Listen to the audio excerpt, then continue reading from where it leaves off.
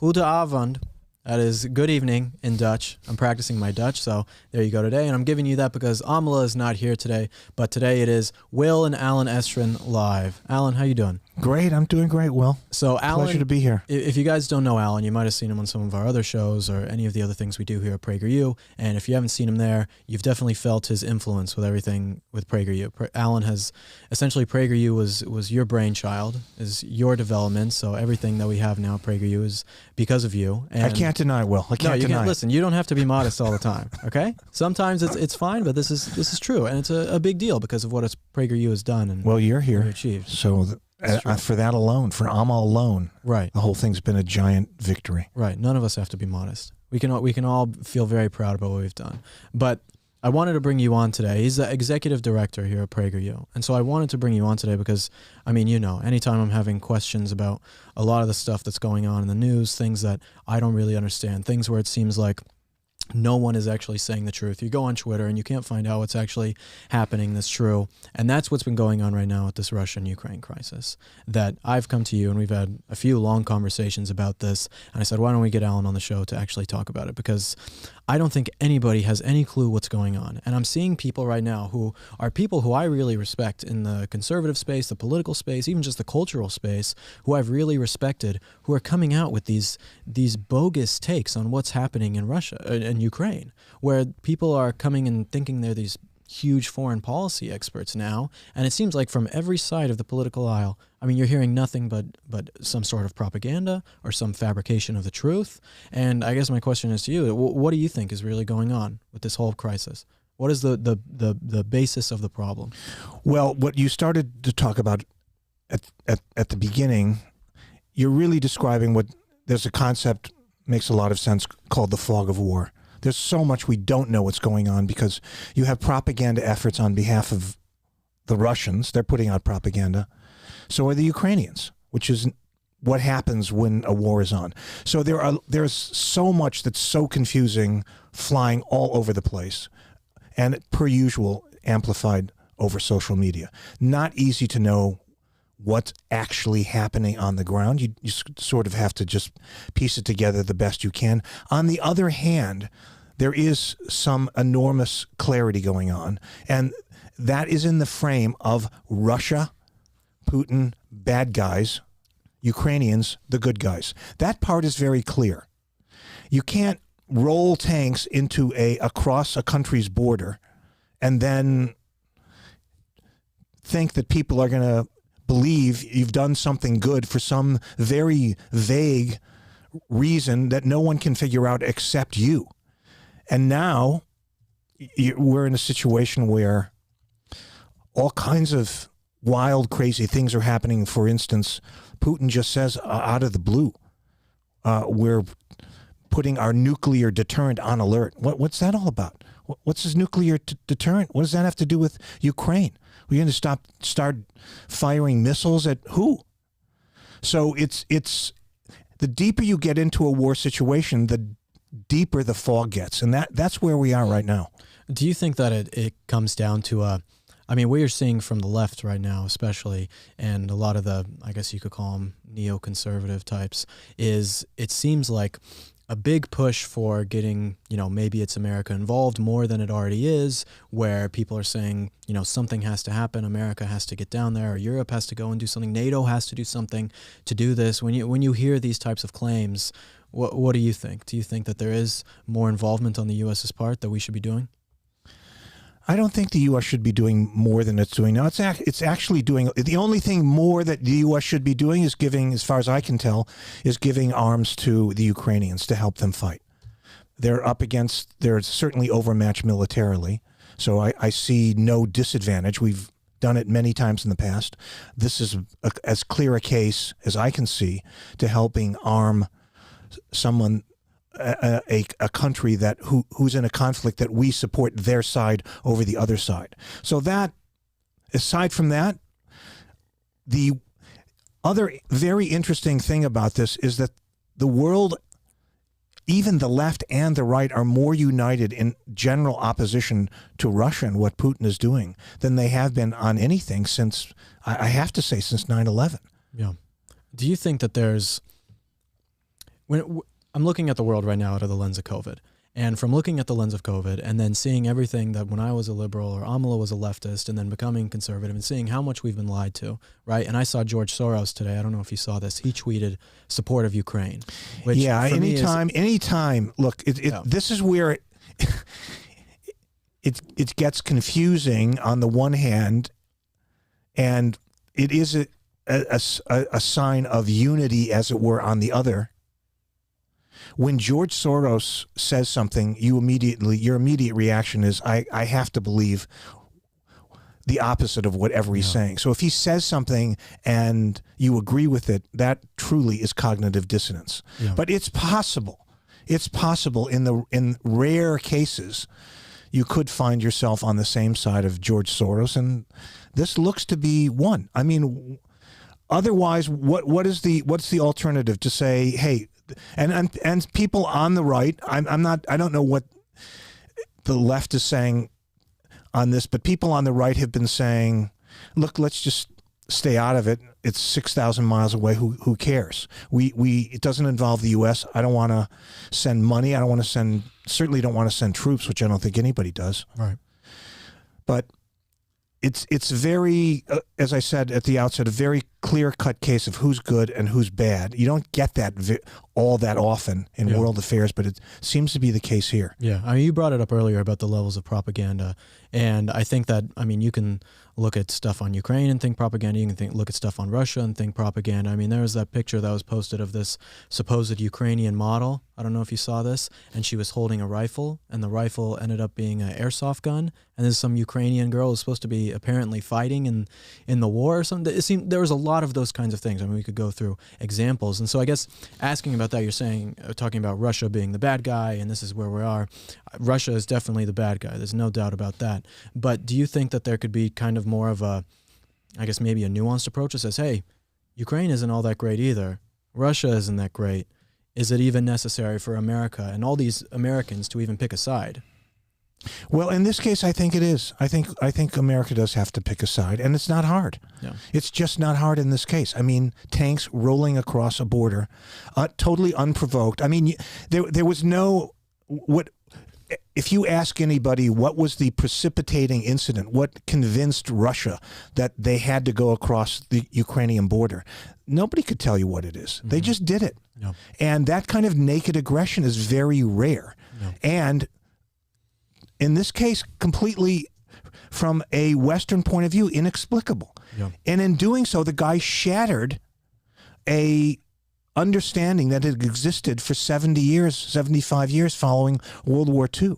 There's been no example of one country in Europe attacking another country in Europe since World War II, since the Nazis went across Europe, starting with Poland. So it's hard to tell, but when you're talking about this and you're talking about Putin, I mean, do you think that this is according to plan? Do you think it's going how he thought it was going to go, or do you think that it's all kind of turned into shambles and no one really knows what's going to happen? Well, I certainly don't think this is going the way he thought it would go. Right. I think it's been an utter disaster for Russia on every possible front. I think militarily, of course, I'm just guessing. I think he thought he was just going to roll in, and he underestimated the Ukrainian people. He underestimated Zelensky. He underestimated, I think, the European response. I think he thought he had all this leverage with the natural gas because Germany gets 40% of its natural gas from, which it desperately needs, from Russia. Yeah. That he had all this leverage. The way Europe has unified against Russia, where you have Germany for the first time since the end of the war sending arms to another country. It hasn't done that before. The Germans have been just this side of pacifistic since World War II. Yeah. Now they just suddenly have increased their defense budget. Mm-hmm. The Switzerland is cutting Russia out of its banking system. Everybody's kind of jumping into this effort to stop Russia. Where it goes is a very difficult question to ask, because depending on Russian reaction, I mean, I don't know what other cards Putin has to play, but if he really has lost his marbles and there's no one to speak frankly to him how bad the situation is, I don't know where it's headed, but I can tell you this, the Russian people are going to be very quickly going to be suffering a lot of pain. Well, we know somewhat where it's headed because we were talking, our administration was talking with China, and then China was relaying that information to Russia, essentially going behind our back. I don't know if you saw this on Tucker Carlson the other night, where we were talking to China, and then they were relaying information back to Russia. So it seems to me that this whole thing... giving confidential information, presumably? Yes, giving confidential information to Russia. And it seems like this, it might be easier to believe Putin is not knowing what he's doing, but then when you have that happening and China and Russia potentially merging into some type of partnership, it seems like they do know a little bit more that is going on than maybe we've been led to believe. That could be. Certainly it could be. But that doesn't mean that just because they have information or confidential information, if in fact that's true, that it makes any difference. Once you start a war, you don't know where it's going to go. Yeah. This is a big part of the risk of getting into any conflict, whether you're on the right side or the wrong side. Mm-hmm.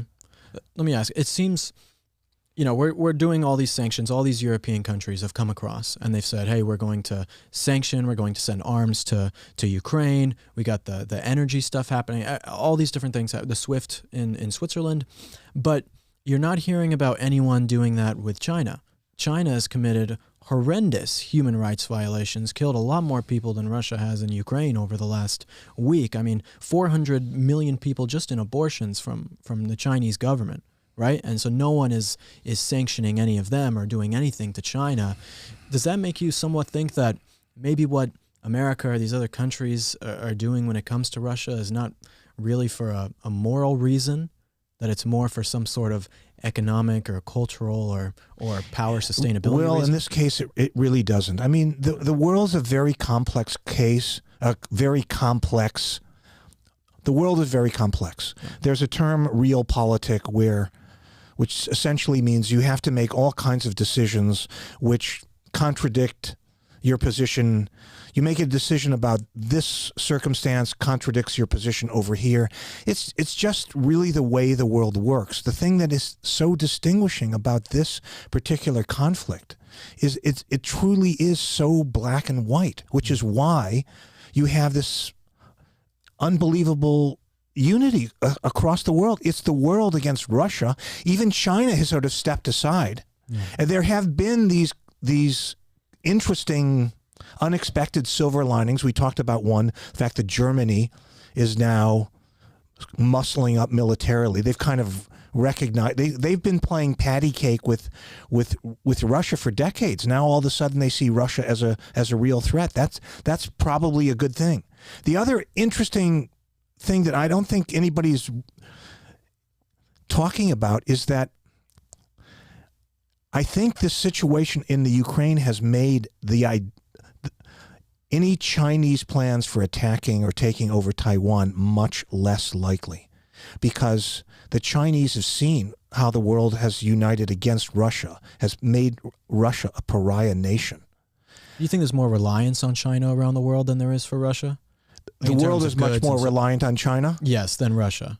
I think it would be a different scenario if China the world may be, well, and China is very, very reliant on the world because China is an exporting nation. Right. And they can't cut off markets around the world. Right. I think there's much less of a chance that you're going to see China move on Taiwan. At the beginning of all this, do you remember everybody was saying, well, Taiwan is next, it's going to happen. I don't think it's going to happen now. And the Chinese have, ironically, learned a lesson from Russia. Putin, as it were, went first. Yeah. It hasn't gone well. Right. How do you think he's going to get out of this? I don't know. I mean, I'm hoping. I didn't hear about what happened with the peace talks. I don't think they've released everything that happened. But I mean, if everything nobody went well, announced. As far as we know, no one's announced even a ceasefire. No, I have no idea what's happening in Belarus and everything. I have no idea. So again, just like we said last week when we were looking at this, I mean, we had no idea what would have even happened over this weekend. Right. I think that's a great point. I think it's a great point. So we're talking now. What's happening 5 days in? Yeah. 10 days in, the situation may be totally different. Right. Maybe Russia consolidates its position as in total control of Ukraine in 5 more days. I mean, I don't know. No one knows. Nobody can predict the future. And this situation has certainly been unpredictable. Right. And for all the viewers who are watching, I think it's very important right now that, even that I'm doing with Alan right now. I mean, I'm asking some more difficult questions than I think what most people are just thinking in the mainstream or the mainstream conservative answer. I think that everyone who's watching right now has to be able to ask difficult questions about this situation. Well, I think it's a great point, Will. You need to ask difficult questions. You need to look for answers to these difficult questions. And at the same time, you have to keep an open mind because things are very fluid. You certainly can't trust much of anything you hear because, as I said, this concept, which is very important, the fog of war, you will hear all kinds of things that will later turn out not to be true. Right. But to make the situation even more complex, you do need to ask yourself who's right and who's wrong, and if to the extent you can lock into that position, then you should frame your viewpoint along those lines. And in this case, as I keep stressing, it's pretty straightforward. I don't think the U.S. reaction is about economics. I think we are taking a moral position, which is Russia has done something very wrong. They have upset the world order for no good reason. And the idea that they need, I mean, you hear all these reasons why Putin did what he did, because he believes that Ukraine is part of Russia, okay, and they need Ukraine because they need the land boundary in case they're invaded by Germany, Hungary, England's going to invade Russia. I mean, it's absurd. Right. And I don't think we should excuse Putin's actions by saying, well, you have to see it from his point of view. Okay, you could see it from his point of view. That doesn't mean his point of view is correct or makes any sense. He may have a point of view. It doesn't mean it's right. What do you think about the Americans reacting to it? Because I'm going on social media and I think it's been pretty terrible what I've seen out of Americans, especially when it comes to how the left is reacting to it, where leftists are coming and saying, Ukraine, I'm so glad that they now have arms to defend themselves. I'm so glad that Ukraine is defending its border. I'm so glad that Ukraine is defending its history and its sovereignty. But then when it comes to America or a Western country, then it's no, you can't defend your borders. You can't have firearms. You can't defend your history and sovereignty. But for some reason, when it comes to Ukraine, that's totally fine. Yeah, this kind of hypocrisy is very tough to take. And there's no excuse for it. On the same hand, we have to be able to separate each issue out from the other issue. On the one issue of Ukraine and Russia, okay, so maybe we find ourselves in agreement with the left. That's not a bad thing. It's a good thing. Right. If we can have unity on this one issue, I'm okay with that. I don't have to oppose the left. If the left moves to a position which I agree with, okay, then we agree. On the issue of the southern border, where we so utterly disagree, that's a separate issue. Is it hypocritical that the left says, great, Ukraine is defending its borders, that's what any country should do, any country has the right to do, and then we let millions of people in our southern border that's effectively, we have no border control, we don't essentially have a southern border? No, that it's obviously contradictory, it's a paradox, it's whatever you want to call it. Mm-hmm. It's not good. I mean, that's what makes me skeptical of everything when you see that, because what's happening on our southern border, I mean, you could you could classify it as an invasion, what is happening. I mean, and not just because people are looking for a better life. I mean, they're bringing, many of them, drugs, child sex trafficking, human trafficking, gang members, crime, all sorts of things that are coming over the southern border. Not all of them, but there's, I mean, I think it's like, what, 4 out of 5 women who come over the southern border are sex trafficked. You know, those are terrible numbers that are happening there. And to see that happen, and for many of these people to know, because I mean, you go back in history and look at Obama, Bill Clinton, Hillary Clinton, they said we should have a border wall. They knew it back then, but now they're changing their position. It seems like they know the moral implications of what they're doing, but for some reason, it's like, we forget about it now. And that to me is what makes me so skeptical of everyone. And then the COVID stuff and everything with climate change, which we'll get into in a little bit with energy independence, but it's hard. It's so hard to know, you know. It just makes me not want to trust anything. I tweeted about this today that my go-to now is to look at something as a lie until I can actually prove that it's true. And I hate that I think that way. I hate that I'm so cynical about everything in the news right now. But it's just gotten to a point where I just don't know.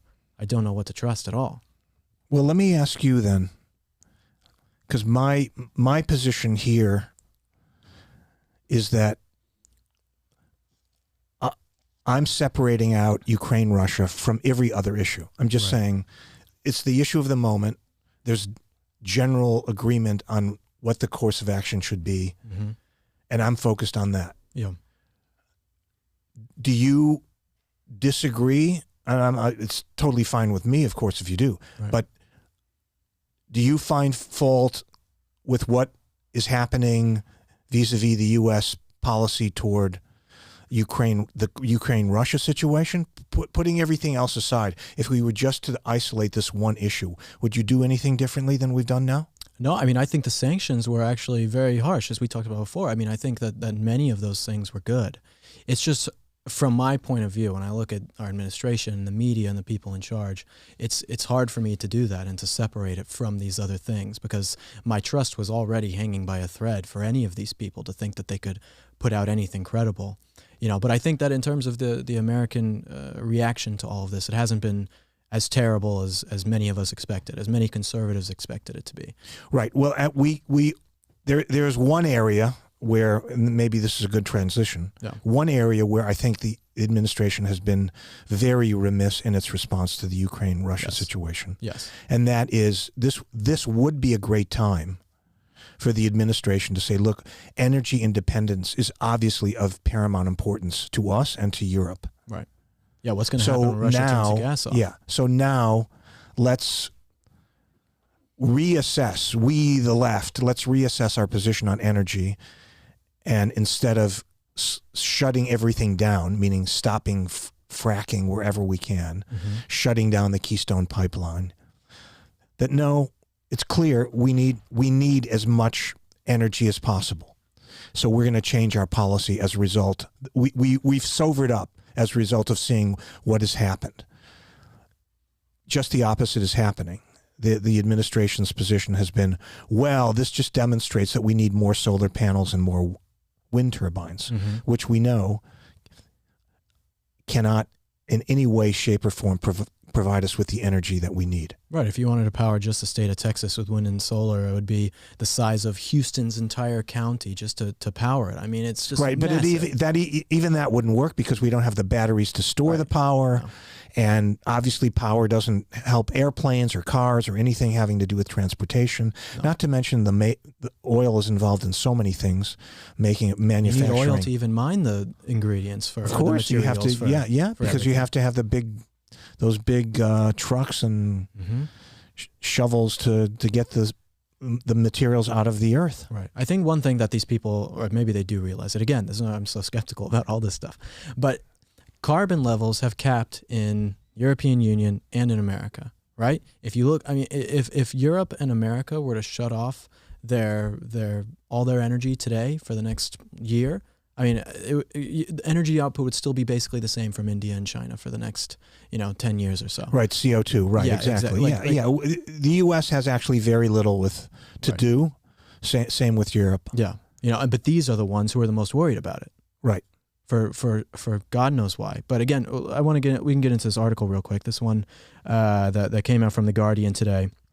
or a couple days ago, about the climate crisis report asks, what is at stake? In short, everything. So it's about a new IPCC study, the Intergovernmental Panel on Climate Change, which came out, is based on this new Yeah, this assessment. actually came out today. Oh, this came out today. Yeah, Okay.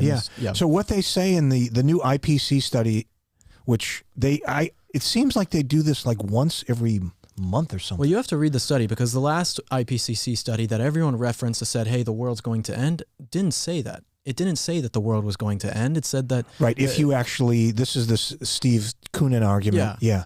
The Obama administration science advisor who actually read the report. Right. Which these people in The Guardian never do. No, they But the amazing thing about this is that report came out, it was like 3 months ago. Yeah. So this is a new report that says the world is going to end again in some indeterminate future. We're all doomed unless we change our ways, and it's all in 2100. So right. Not to mention, look, I mean, aren't we in year 4 of the 12 years? The 12 years. So we got like 8 years left. I know. This report says that we have to keep the world below 1.6 centigrade. I don't know. I can't remember how to convert that to Fahrenheit, but it's, I don't know, like 3 degrees Fahrenheit or something. You don't have to be a climate scientist. By 2100. Yeah. We're at 2100. So like I'm worried about 2100. Sorry, I'm not. Right. And the whole thing is, but as we were talking about before the show, and it so often happens when you actually read the full article, you get to what it's all about, and that comes about 3/4 into this article. Maybe we can post it. Yeah, I can read it out. Let me just say one thing real quick. Yeah. They're talking in this article about rising sea levels, right? Which is one of the most laughable things, right? Thinking that people can't move, or that it's just going to be tsunamis everywhere. I mean, the Netherlands, Ava's from the Netherlands, she knows this better than anyone. Right. I mean, they live under sea level, right? And they've been able to manage their society and be able to be just fine. Well, they reclaimed land. Yeah, of course. The airport is under sea level. The airport, the international airport. Right.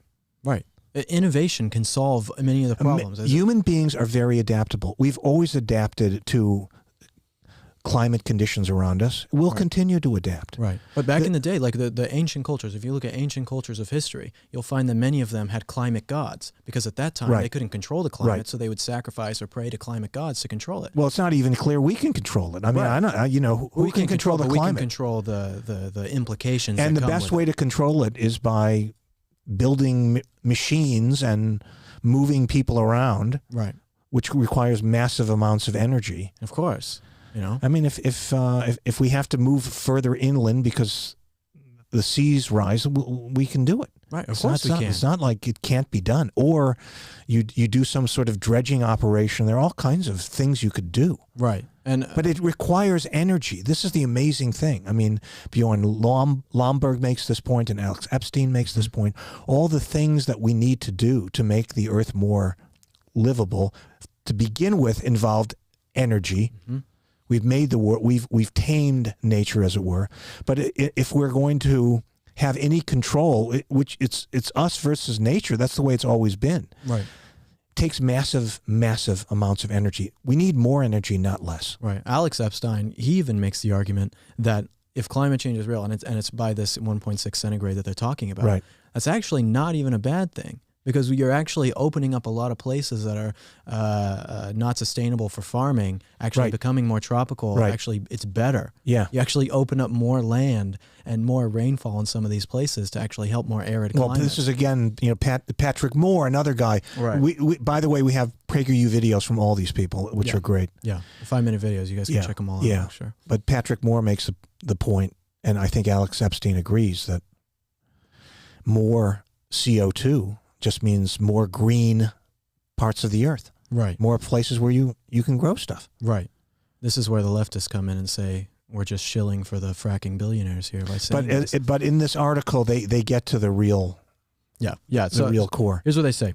So the IPCC report is also crystal clear that adapting to the climate crisis is as much a social problem as a scientific Say one. what? The best way to give effective and lasting protection from climate chaos is through action that addresses inequities such as those based on gender, ethnicity, disability, age, location, and income. What does that have to do with the climate, the global warming? Well, gender? I mean, it goes on, Will. It goes on. You gotta keep reading. You gotta keep reading. Targeting a climate-resilient, sustainable world involves fundamental changes to how society functions, including changes to underlying values, worldviews, ideologies, social structures, political and economic systems, and power relationships. Yeah, I don't. What is a power relationship, by the way? Do you have any idea what that means? All I can think about it is in kind of a, like a fetish type of sense. That's as good a guess as any. Yeah.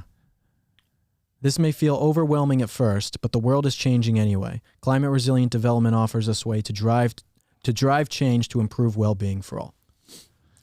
Yeah, so just get rid of capitalism. That's all. That's all we have to do. This is truly undiluted, pure Marxism. Yeah, I mean, it's right out of the World Economic Forum's playbook. Yeah. I mean, every day there's something new. Whether it's the economy that needs to be changed, the climate change, but they never tell you how, why. Exactly how much is it going to cost? Who's going to be dislocated? Who has to pay? There's never do they give you one single detail. Well, Klaus Schwab, I don't know if you just saw his latest that came out. This was about 2 weeks ago, and it was all about climate change. Klaus Schwab, if you guys don't know, is World Economic Forum guy. And he put out the global reset guy. Yes, the Great Reset guy. Yeah. So he just the Great Reset. He just put out a new one. That was about, I forget the name of it. Someone maybe in the comments will understand. But it was about climate change. And he said that one of the problems is that the sun is so bright, we have to blot out the sun. We have to find a way to make sure that Americans can control the sun by blotting it out. I mean, it's just nuts. He actually says that? Something very akin to that. I can send it to you after this. But it's quite blot nuts out the sun. But the worst, again, in that article, which is so important, which again is why I get so skeptical about things, is because he by name calls out groups of people who are these climate deniers who also are the same people who deny mask wearing for COVID and are these religious extremists, all these types of people, right? When they're talking about really just conservatives or people who love freedom. The White House has just convened or about to convene a conference in which the panelists are going to discuss how they can combat climate denialism and denialists, because they're so convinced that a catastrophe is waiting for us that we really don't want to hear anymore from these climate change skeptics. Well, they're going to work directly with Facebook and Instagram and Twitter. I mean, they already do. I mean, they got the fact they already checkers. do. I mean, did you see, there was that article about those fact checkers for Facebook. Some of them are found, the National Post did this one, where those fact checkers from Facebook were this group of Pakistani guys who were like high school dropouts, basically. And they're these fact checkers that are supposed to go through and check this stuff. Yeah.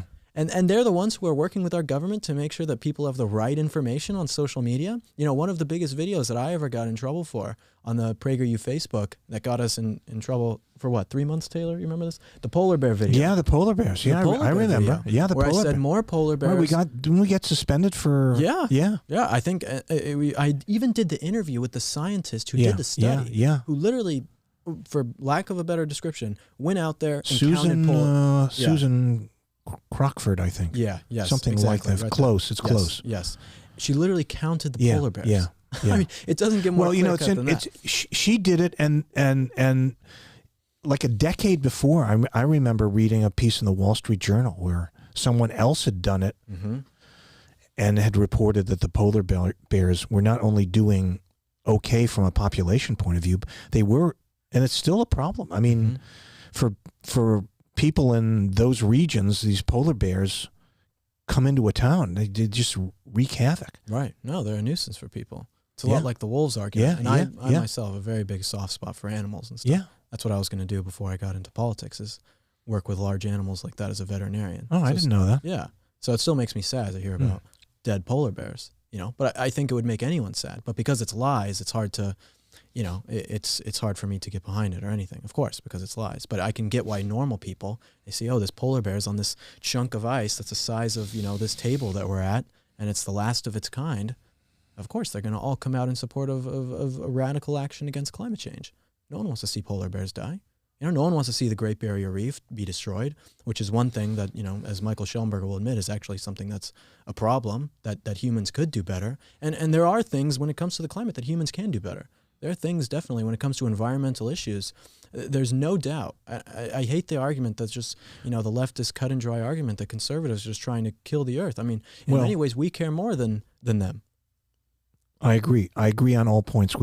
There's much that we can do, but it doesn't have to be.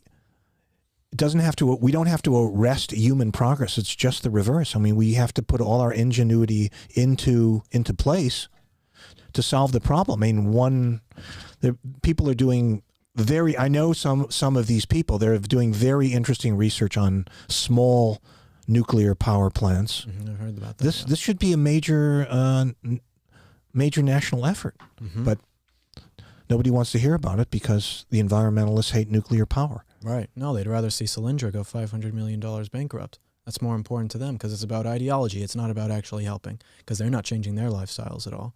But think about something like the flash drive. The flash drive was created, and because of something like that, so simple, you can put your files on it. You go and save millions of trees. All this paper, right? And this is just some guy. This isn't government funded. It's a great example of innovation. Free market makes it happen. Right. Yeah. It's not through some government program like Solyndra or any of these subsidies, anything like that. It is through innovation of people who want to make a product that's going to help people, and that people actually say, "Hey, this helps the environment. I'm all about it." Like that search engine, Ecosia. Have you heard of that?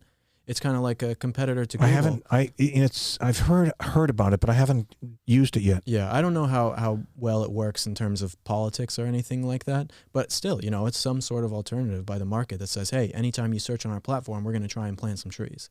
It's like those types of things can be created, but it takes the government to get rid of regulation enough to say, hey, you can actually go out and do these things without being taxed to death as a small business to try and start something as a new innovation, right?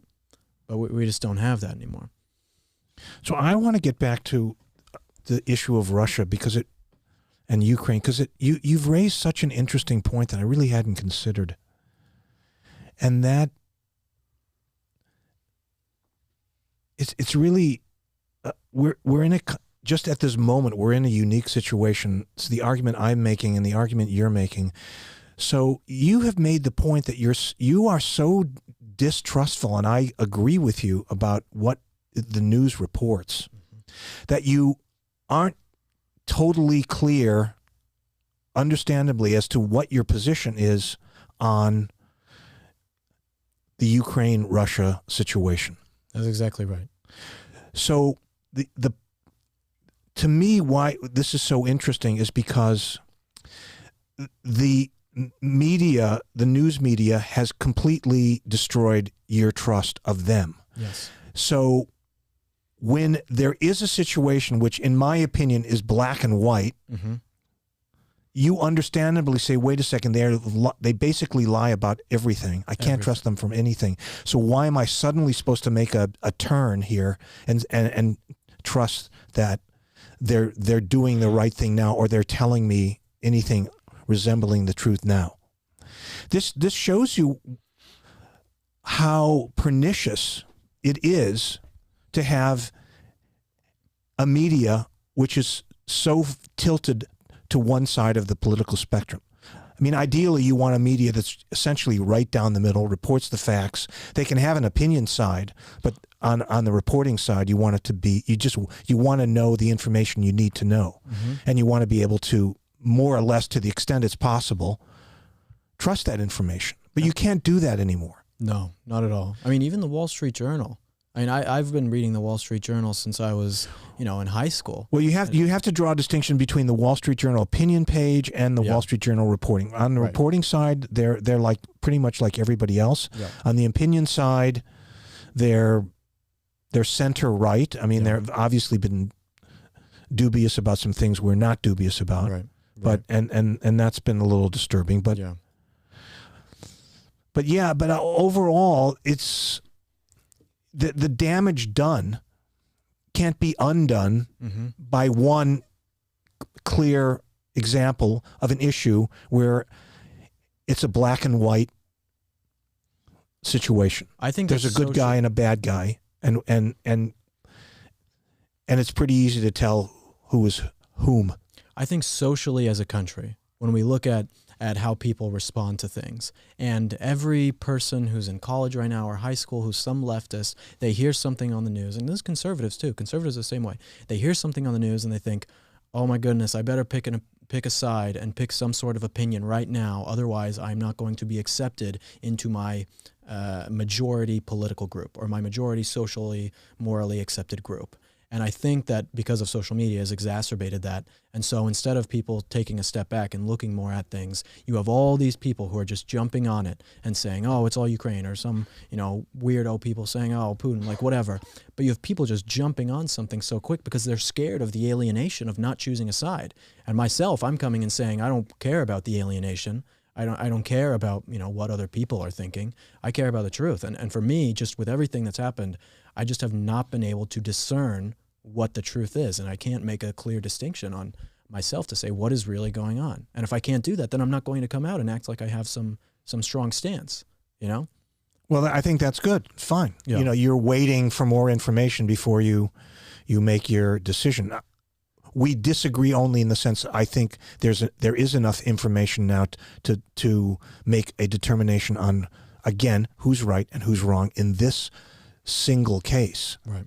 But I understand your ambivalence based on what all the untruths, all the fabrications, all the lies that have been told before this issue. Yeah, especially the COVID stuff. I mean, my political ideology since starting at PragerU versus when the COVID stuff really started getting off has changed dramatically, because of everything that it was told by the media and everything that other people were doing and seeing the reactions and how we were treated and how the people reacted to that treatment. I mean, it really was a life-changing situation for not just me, but everyone. I agree with you. I agree with you there. It shattered a lot of beliefs that I held, Mm-hmm. and those beliefs have changed, and I've had to reorient myself because of that. Yeah. But I'd like to say on behalf of PragerU and people listening and watching, that's what we want to do. Yeah. What we want to help our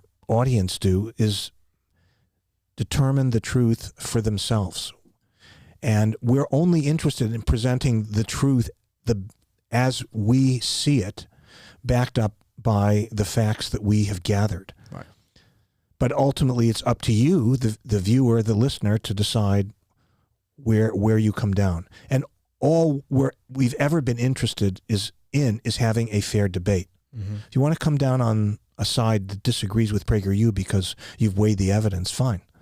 Our contention is that rarely is the evidence weighed. Mm-hmm. It's just there's just one side presented. Right. That so young people especially have just literally been surrounded.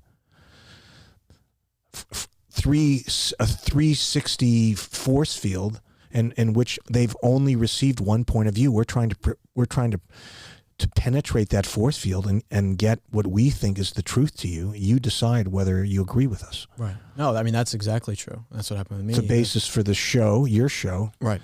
Exactly. And the basis of all the 5-minute videos we do and everything we do. Yeah. I think when I was talking a little bit before about, being rocked by COVID and my opinions on things changed and everything, I think you can tell me if this is true for you, but I think for a lot of people that the things that we were talking about in the political debate before COVID, looking now, they seem a lot less important with the more that you learn about how the world works and things going on, right?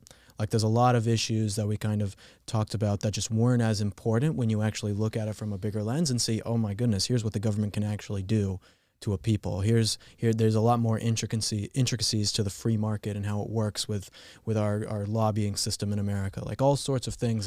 Right, because everything was so intensified. I mean, crony capitalism was a serious issue before COVID. Right. And then during COVID, this whole issue of where the government favored big business and completely shut down small business. It was so shocking. You didn't think such a thing could happen. Yeah. Certainly couldn't happen in the U.S., and then it did. Right. Well, it's put the left-wing populace and the right-wing populace in the same camp now. I mean, in a lot of ways, I feel like I have more similarities in a lot of my political beliefs to someone who is more of a left-wing populist than to, Mitch McConnell or something like that. How do you feel? Well, this is kind of the basis of this new blue-collar, working-class aspect to the Republican Party. That it's not the country club anymore where the party's base has moved. It's to working people. It's always been small business people because they know that basically they're on their own and all they ever want is for the government to leave them alone. So much of small business is just the effort of pushing the government off you so you can actually do something worthwhile. Mm-hmm.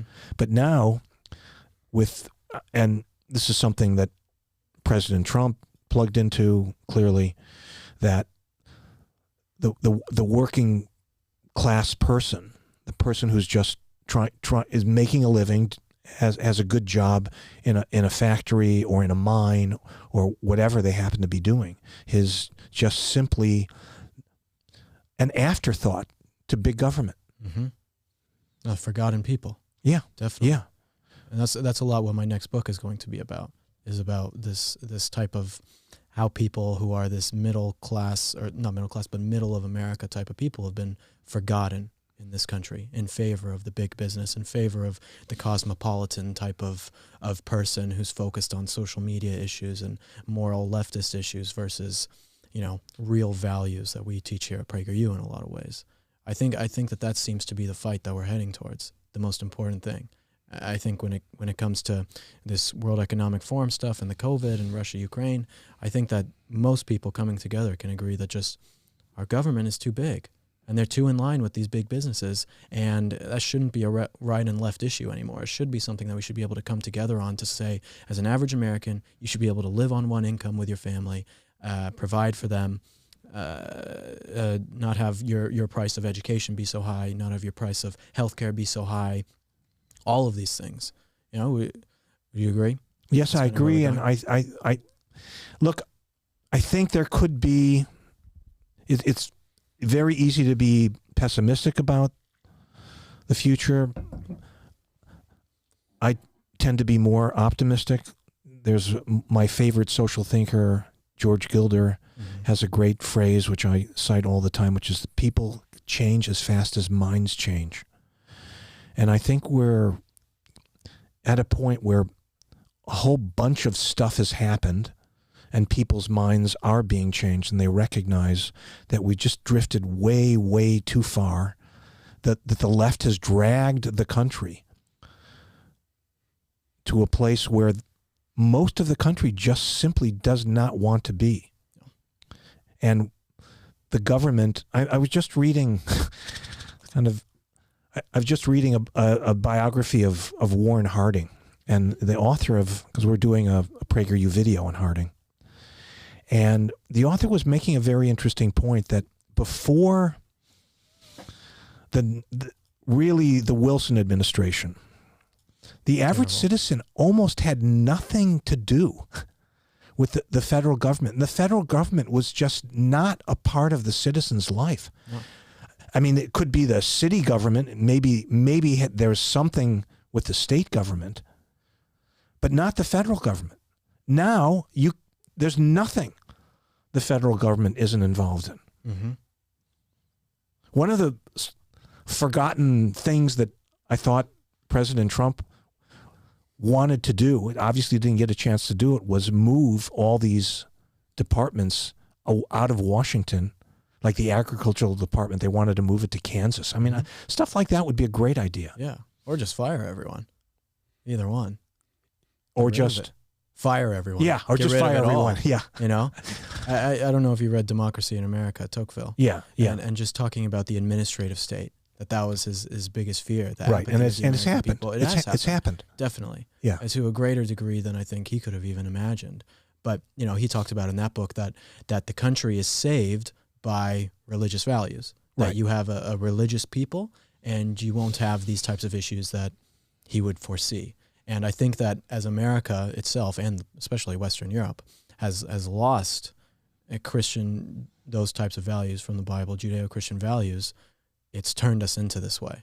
We've put so much reliance on the government, put so much reliance on big business to take care of us that we no longer feel like we have any sort of meaning. Well, de Tocqueville made a big point of saying, talking about the individual, but he didn't mean in the individual in terms of being selfish. He meant the individual in terms of being self-reliant. Right. America, the whole purpose of the Constitution is just to protect the individual's right to make his way in the world. That's what they set up. So people could be free to do what they wanted, obviously within the bounds of the law. Mm-hmm. Now we're all tied up with endless red tape, and it's harder and harder for the individual to make his way in the world on his own merit, on his own reliance. Right. Yeah, I talk about this with Craig, and he always says that I'm being a baby.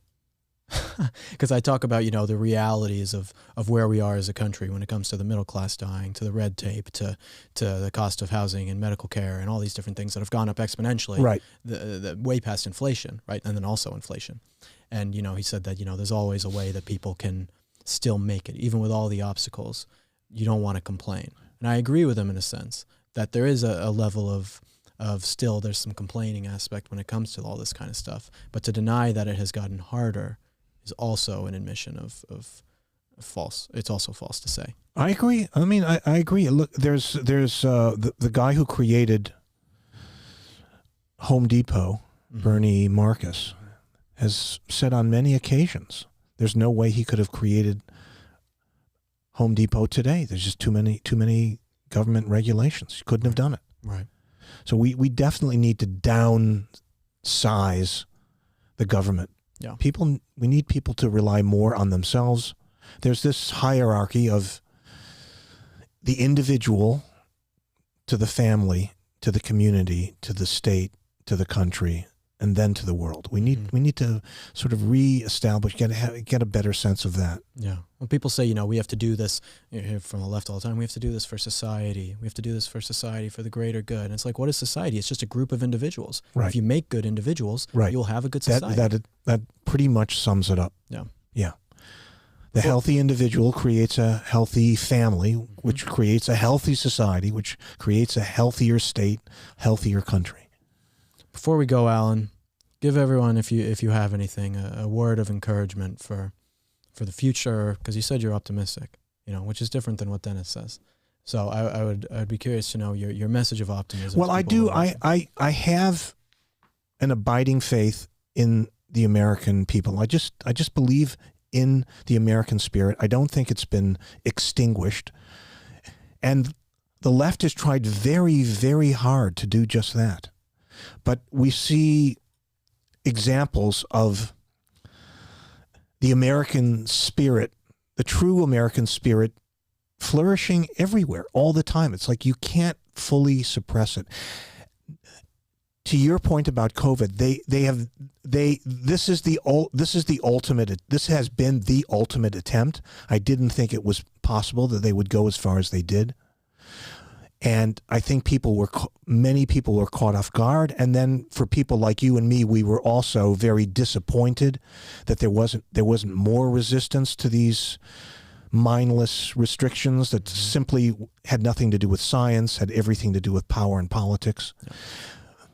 But you can repress it for a while, but not for long. So the obvious examples are what happened in Virginia, and what happened in Loudoun County, and what's happening at school boards all over the country. That people are prepared to reclaim their lives and what they love about America. I think it's possible, and I actually think it's possible. It can happen faster than we realize. We need to reach a certain kind of critical mass. I mean, PragerU is all about trying to educate people in the basic values that you talked about, Judeo-Christian values, American values that are responsible for creating the most prosperous, most opportunity-laden. It's still For all its flaws, it's still, I mean, people are lining up in embassies like they always have all over the world to come to the U.S. legally, let alone illegally. Right. So the country still is a beacon. There's a reason. Yeah. It hasn't been extinguished. Yeah. And if we work very hard and people join with us in the fight, we can reclaim our American heritage, which is a wonderful thing. Yeah. And you're right. It's not just about economic things that people are lined up to come into America. It's the values. People understand what this country represents. This country is hope for the world. And that's really a beautiful thing. And it is exactly what you're saying about nobody should give up on it. No. And even though the result cannot be guaranteed, what can be guaranteed is the effort to fight for it. Right. What can be guaranteed is your personal effort to fight for it, because it's just worth preserving. This is the best place in the world to live. I'm for one not prepared to just step aside and say, okay, leftists, you take control, because we know what happens when they take control. Right. Right. There's examples all over the place. Right. Throughout history and right now. Yeah. And I've said this before on the show, but this is a revolution of normal people. It's a revolution of normal Americans who are sick of what they see. It's again, just because it's on my mind, because we're doing this just after we finish today, I'm going to be meeting with Amity Schlaes, who's going to be presenting these videos. It's funny that Warren Harding, you wouldn't have thought, Will, that Warren Harding would get into this conversation today, but so Warren Harding, his his campaign slogan, this is after Wilson and World War I and terrible inflation, his slogan was "Return to Normalcy." Wow. And he won. This is Warren Harding, one of the least appreciated presidents of all our presidents. He won his election in 1920 by the largest margin of any president up to that point. He got 60% of the vote. I think people are pretty tired of Wilson, I can assume. They were tired of Wilson, and they wanted normalcy. They wanted to go back to the way the world was without all these, because Wilson was the guy who really brought in he really introduced in a major way the administrative state. And people said, no, that's not what we want. That's not America. Right. And they elected Harding, who was not a major political figure before his nomination. Right. I think that's how 2024 is going to be. I can only assume that that's what it's going to look like. I mean, already 2022 is shaping up that way. We shouldn't count any chickens, but it could happen. Right. It could happen. Return to normalcy. Return to normalcy. Maybe we need it. Listen, that's going to be my campaign slogan. I'm not the most normal guy. Could work. Yeah. Well, it could work. Yeah. Return to normalcy. Thank you, Alan. I appreciate it. Well, it's a pleasure. Yeah. Always a pleasure. And guys, if you're here watching the show, if you're up, make sure you go to the Will and Amala live channel on YouTube. If you're here on PragerU, you can go to that YouTube channel. Subscribe there, because, I don't know, in a couple of months, couple of weeks, we're going to be moving solely over to that channel on YouTube, so we will no longer be on the PragerU channel. Also, though, you can get our podcast on Spotify, Apple Podcasts, Google Play, wherever you listen to podcasts. Make sure you like this video, comment your thoughts down below. We're going to see you tomorrow.